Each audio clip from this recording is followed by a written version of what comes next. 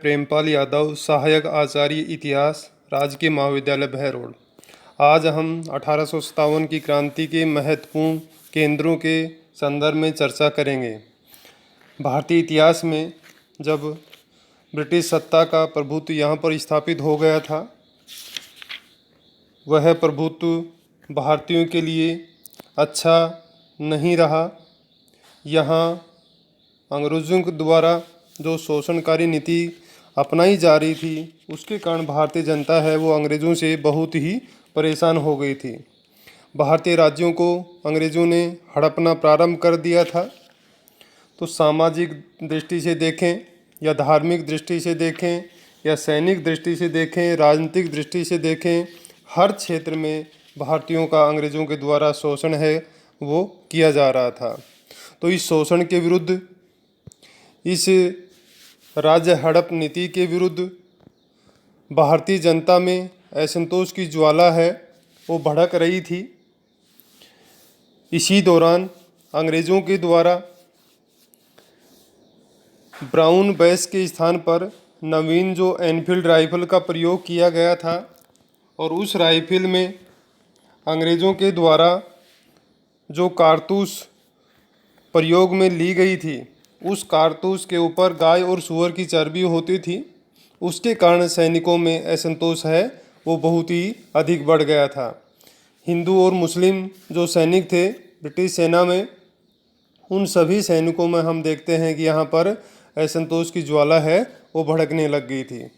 यह असंतोष की ज्वाला है वह सबसे पहले बैरकपुर छावनी में प्रस्फुटित हुई। यहाँ पर 34वीं NI रेजिमेंट के मंगल पांडे के नेतृत्व में यहाँ कारतूसों का प्रयोग करने से इनकार कर दिया जाता है। उसके कारण मंगल पांडे को फिर फांसी की सज़ा है वो दे दी जाती है। इस प्रकार असंतोष बढ़ता गया और भारतीय जो सैनिक हैं 10 मई 1857 को मेरठ में खुला विद्रोह कर दिया। वहाँ अंग्रेज़ अधिकारियों को मार काट करके वे दिल्ली पहुँचते हैं, और दिल्ली में पहुँच कर के उन्होंने बहादुर शाह जफ़र को अपना नायक है इस क्रांति का घोषित कर दिया। दिल्ली में जो ब्रिटिश शस्त्रागार था वहाँ पर उन्होंने अधिकार कर लिया। इस प्रकार जब बहादुर शाह जफ़र इस क्रांति का नायक बन जाता है तो क्रांति का स्वरूप है वो बदल जाता है। अब बहादुर शाह जफ़र ने प्रमुख भारतीय जो राजा थे उनके पास में संदेश भेजा कि आप इस क्रांति में सहायता कीजिए, और इस क्रांति के बाद में जो भी व्यवस्था स्थापित करना चाहते हैं वो आप आपस में मिलकर के कर लीजिए। इस प्रकार अंग्रेज़ों के विरुद्ध एक विद्रोह की जो योजना है वो यहाँ पर राजाओं के द्वारा संदेश भेजने से हम देखते हैं कि आगे बढ़ती है। अब अधिकतर राजाओं ने तो यद्यपि उनका बहादुर शाह जफ़र का साथ नहीं दिया, लेकिन सैनिकों ने, आम जनता ने, जो अंग्रेज़ों से परेशान थे, उन्होंने यहाँ पर क्रांति में भाग लेना प्रारंभ कर दिया। दिल्ली से हम देखते हैं कि दिल्ली में जब यह क्रांति अधिक फैल गई तो उसके बाद में इस क्रांति का फैलाव है वह उत्तर भारत के अनेक स्थानों पर होने लग गया था। लखनऊ में 4 जून को यह क्रांति प्रारंभ हो जाती है। इसी प्रकार कानपुर में 5 जून को क्रांति हुई। झांसी में भी प्रारंभ हो जाती है, बरेली में भी प्रारंभ हो जाती है, राजस्थान में भी प्रारंभ हो जाती है। जहाँ जहाँ विद्रोह के केंद्र ये बनते हैं वहाँ पर ब्रिटिश अधिकारियों को मारना काटना है वो प्रारंभ कर दिया जाता है। लखनऊ में बेगम हजरत महल के द्वारा क्रांति का नेतृत्व किया जाता है, और वहाँ का जो ब्रिटिश रेजिडेंट था हेनरी लॉरेंस, उसको वहाँ पर मार दिया जाता है। फिर उसके बाद में वहाँ कोलिन कैंपबेल के द्वारा गोरखा सैनिकों को लेकर के मार्च 1858 में लखनऊ पर पुनः अधिकार है वो कर लिया जाता है। कानपुर में नाना साहब के द्वारा क्रांति का नेतृत्व किया जाता है। नाना साहब का सिपह सालार ताता टोपे था। और इन्होंने क्रांति को आगे बढ़ाया। अंग्रेज सेनापति सर कॉलिन कैंपबेल के द्वारा कानपुर पर 6 दिसंबर को पुनः अधिकार कर लिया जाता है। तात्या टोपे वहां से निकल आते हैं और झांसी की रानी से मिल जाते हैं। इसी प्रकार जून 1857 में झांसी में जो विद्रोह हो रहा था वहाँ पर रानी लक्ष्मीबाई के द्वारा विद्रोह का नेतृत्व है वो किया जाता है। रानी लक्ष्मीबाई है वो झांसी के राजा गंगाधर राव की विधवा थी और उसने अपने को वहाँ पर अंग्रेज़ों के विरुद्ध विद्रोह का नायक घोषित कर दिया। कानपुर के पतन के बाद तात्या टोपे भी झांसी की रानी से मिल जाते हैं। इसी दौरान ब्रिटिश सेनापति हू रोज है वो झांसी की क्रांति का दमन करने के लिए चल पड़ता है और 3 अप्रैल 1858 को वह पुनः झांसी के ऊपर अधिकार कर लेता है। रानी लक्ष्मीबाई का साहस है वह कम नहीं था।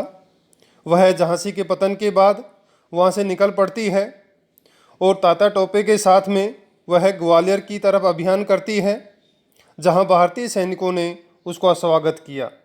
परंतु सिंधिया ने राजभक्त रहने का निश्चय किया और आगरा में शरण ली। नाना साहिब को पेशवा घोषित कर दिया गया और दक्षिण की ओर अभियान करने की योजना बनाई जाती है। ग्वालियर पर जून 1858 में अंग्रेज़ों ने पुनः अधिकार कर लिया। झांसी की रानी सैनिक वेशभूषा में लड़ती हुई दुर्ग की दीवारों के पास वीर गति को प्राप्त हो जाती है। तात्या टोपे है वहाँ से बस निकलते हैं और उसके बाद में तात्या टोपे है वो राजपूताना की तरफ आते हैं। राजपूताना में वे अंग्रेज़ों के विरुद्ध राजाओं का समर्थन प्राप्त करने के लिए क्रांति की अलग को जगाने के लिए वो एक स्थान से दूसरे स्थान की तरफ भी जाते हैं। राजपूताना के अधिकतर भागों में तात्या टोपे पहुंचते हैं। यहाँ के सैनिकों ने, यहाँ के अनेक क्रांतिकारियों ने तात्या टोपे का साथ दिया। इसी दौरान तात्या टोपे जब दौसा से निकलकर के सीकर की ओर जाते हैं तो राठ क्षेत्र के जो लोग हैं वो भी तात्या टोपे की सेना में सम्मिलित हो जाते हैं। तात्या टोपे है वो सीकर में ब्रिटिश सेनापति से पराजित हो जाता है और उसकी शक्ति है वह पूर्ण रूप से समाप्त हो जाती है। उसके बाद अंग्रेज़ों ने उसे सिंधिया का जो सामंत था मान सिंह, उसकी सहायता से पकड़ लिया और तात्या टोपे को 1859 में सीपरी में फांसी पर लटका दिया जाता है। और मध्य भारत की क्रांति है हम देखते हैं कि जो तात्या टोपे के अंत से एक बड़ा नुकसान है वो उठाना पड़ता है। इसी प्रकार क्रांति का एक महत्वपूर्ण केंद्र रेवाड़ी भी था। रेवाड़ी में राव तुलाराम के नेतृत्व में विद्रोह किया जाता है और जब ब्रिटिश सेना का रेवाड़ी के ऊपर अधिक दबाव बढ़ता है तो राव तुलाराम है वो नारनौल क्षेत्र में आ जाते हैं। यहाँ पर ब्रिटिश सेनापति गैराड है वह सेना लेकर आता है और 16 नवंबर 1857 को नसीपुर का एक महत्वपूर्ण युद्ध लड़ा जाता है। इस युद्ध में राव तुलाराम अपनी सेना के साथ में, देसी सेना के साथ में अंग्रेज़ों से मुकाबला करते हैं और ब्रिटिश सेनापति गैराड को युद्ध में घायल करके मार दिया जाता है। यद्यपि जीत अंग्रेज़ों की होती है और राव तुलाराम को वहाँ मैदान छोड़ना पड़ता है। इस प्रकार विद्रोह का एक केंद्र बरेली भी था, जहाँ पर खान बहादुर खान ने विद्रोह का नेतृत्व किया।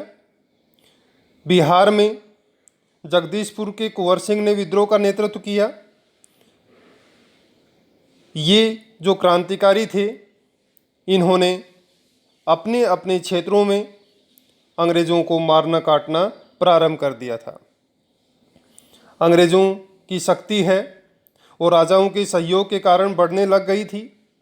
राजाओं ने इस युद्ध में अंग्रेज़ों का साथ दिया था।